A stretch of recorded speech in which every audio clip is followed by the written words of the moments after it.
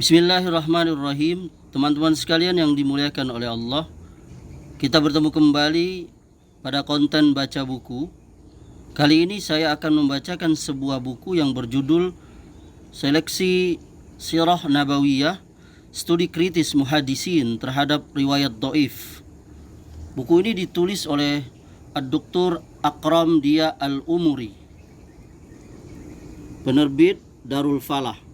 Saya membacakan buku ini karena ada teman saya yang bertanya dalam sebuah grup, apakah terjadi khilaf di kalangan para ulama ahli sejarah sirah Nabi Sallallahu Alaihi Wasallam tentang kelahiran atau tanggal kelahiran Nabi Sallallahu Alaihi Wasallam. Teman-teman yang dimuliakan Allah, buku ini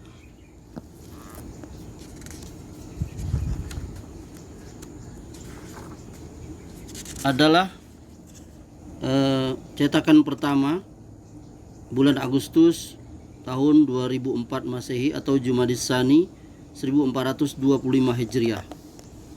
Dan judul asli dari buku ini adalah As-Sirah An-Nabawiyah As-Sahihah, Muhawalah li Tadbiq Qawaid Al-Muhaddisin fi Naqdi Riwayat As-Sirah An-Nabawiyah.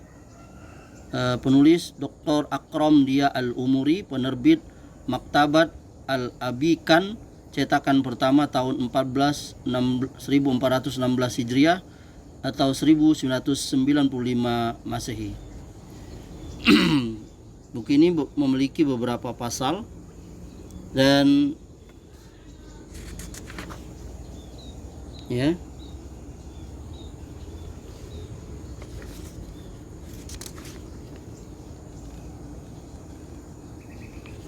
saya akan membacakan, yakni pada pasal pertama subjudul Nabi Shallallahu Alaihi Wasallam lahir pada tahun gajah, yang ada pada halaman 74.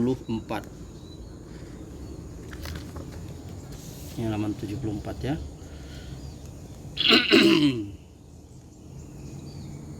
Nabi Shallallahu Alaihi Wasallam lahir pada tahun gajah. Berdasarkan riwayat yang sahih, sesungguhnya Nabi Shallallahu Alaihi Wasallam lahir pada hari Senin.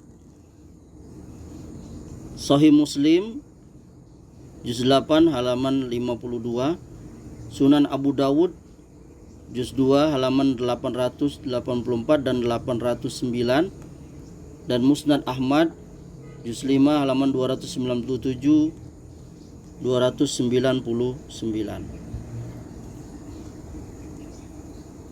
Dan berdasarkan riwayat paling kuat yang sampai kepada kita, sesungguhnya kelahiran beliau terjadi pada tahun gajah. Al-Hakim Al-Mustadrak juz 2 halaman 603, berikut isnadnya yang sampai kepada Ibnu Abbas, tetapi mengandung ilat tadlis Abu Ishaq As-Subai. Hadis ini mu'an. Menurut Khalifat bin Al-Khayyat, itulah pendapat yang telah disepakati oleh para ulama. Tarikh Al-Khayyat 53. Seolah-olah ia mengesampingkan ulama lain yang punya pendapat berbeda. Yang jelas, semua riwayat yang menyalahi riwayat tadi sanad-sanadnya mengandung ilat.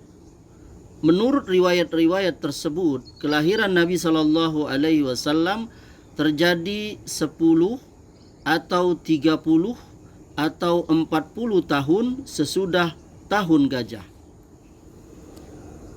Al-Baihaqi Dalail juz 1 halaman 78-79, Ibnu Asakir Tarikh Damsyik As-Sirah juz 1 halaman 54 dan 61.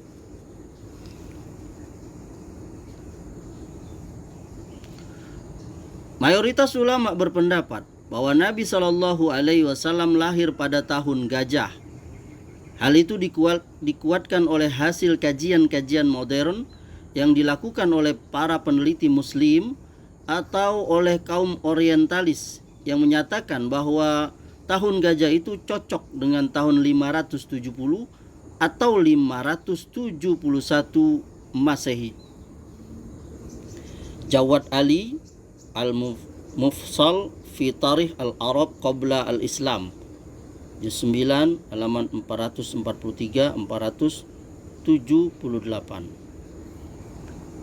Sesungguhnya peristiwa gajah itu ditetapkan berdasarkan nas Al-Qur'anul Karim. A'udzubillahi minasyaitonir rajim. Alam taro kaifa fa'ala rabbuka bi ashabil fil alam yaj'al kaidahum fi tadlil wa arsala alaihim tayran ababil tarmihim bihijaratin min sijil faja'alahum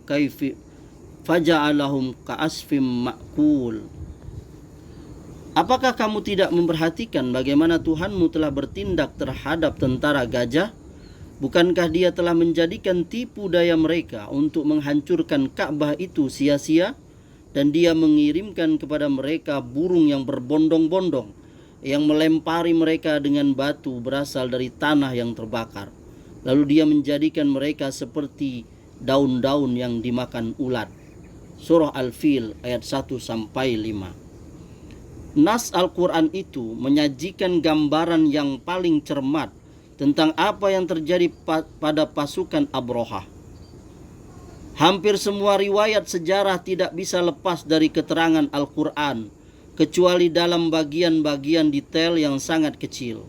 Riwayat-riwayat tersebut ada pada Ibnu Abbas dan Ubaid bin Umair dari kalangan sahabat, atau pada Qatadah wafat tahun 117 Hijriah, atau pada Ibnu Ishaq wafat tahun 151 Hijriah. Keterangan detail tentang kedatangan Abraha yang sumbernya adalah Ubaid bin Umair walad fi ahdi an-nabiyyi sallallahu alaihi wasallam merupakan sumber paling dahulu yang sampai kepada kita dengan sanad yang dhaif, karena di dalamnya terdapat nama Abu Sufyan alias Tolhah bin Nafi, seorang perawi mudallis yang meriwayatkan secara mu'an'an. Ibnu Abu Saibah Al-Musannaf juz 14 halaman 284-285. Keterangan yang detail juga diriwayatkan Al-A'masi dari Tolhah.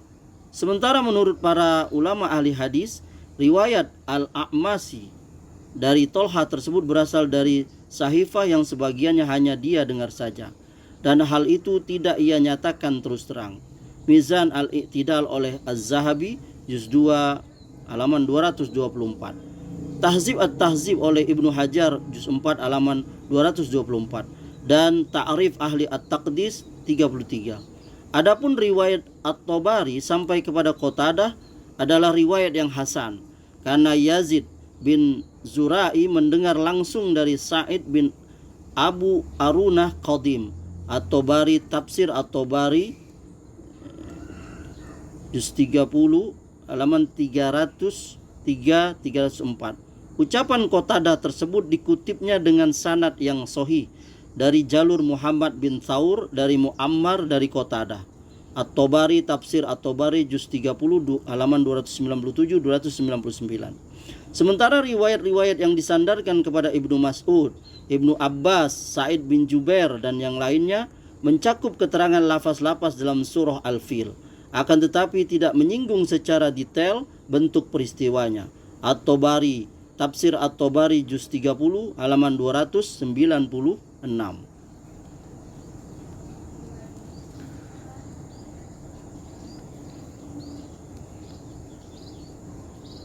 Rentang waktu antara mereka dengan peristiwanya minimal adalah setengah abad bagi sahabat junior. Barangkali mereka mendapatkan data-data dari para saksi peristiwa yang pada waktu itu masih hidup.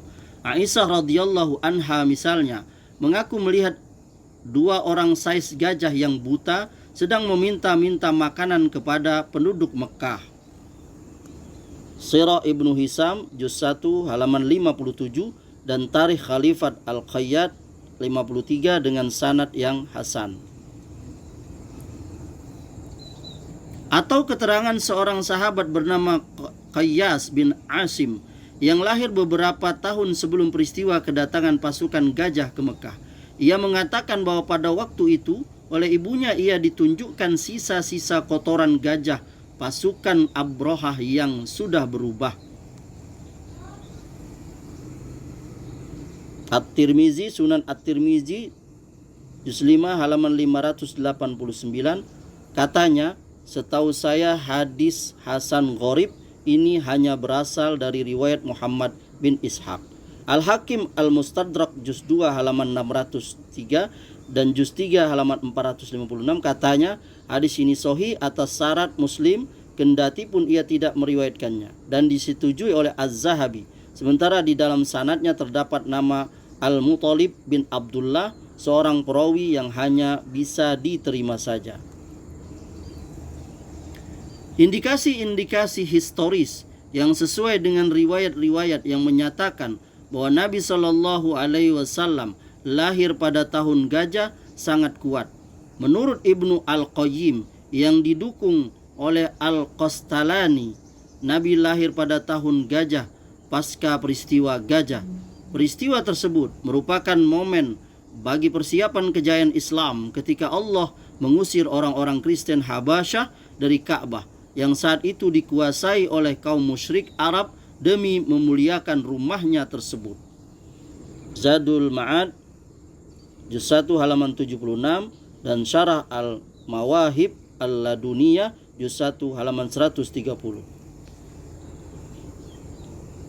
Para ulama ahli sejarah berbeda pendapat tentang tanggal kelahiran Nabi Sallallahu Alaihi Wasallam. Menurut Ibnu Ishaq, beliau lahir pada tanggal 12 bulan Rabiul Awal. Ibnu Hisam, Sirah Ibnu Hisam, juz 1 halaman 171 tanpa isnad. Menurut Al-Waqidi, beliau lahir pada tanggal 10 bulan Rabiul Awal. Ibnu Sa'ad At-Tabaqah juz 1 halaman 100 dan 101. Berikut isnadnya sampai kepada Abu Ja'far alias Muhammad bin Ali Al-Bakir. Al-Waqidi memang mengetahui banyak tentang riwayat-riwayat peperangan, akan tetapi riwayat hadisnya ditinggalkan atau tidak dipakai. Sementara menurut Abu Mi'syar As-Sanadi, beliau lahir pada tanggal 2 bulan Rabiul Awal. Ibnu Sa'ad At-Tabaqah juz 1 halaman 101. Lihat sekitar masalah perbedaan pendapat ini pada Syarah Al-Mawahib Al-Laduniyah juz 1 halaman 130-131. Menurut para kritikus hadis, Abu Mi'syar juga seorang yang mengetahui banyak tentang riwayat-riwayat peperangan, akan tetapi riwayat hadisnya dhaif.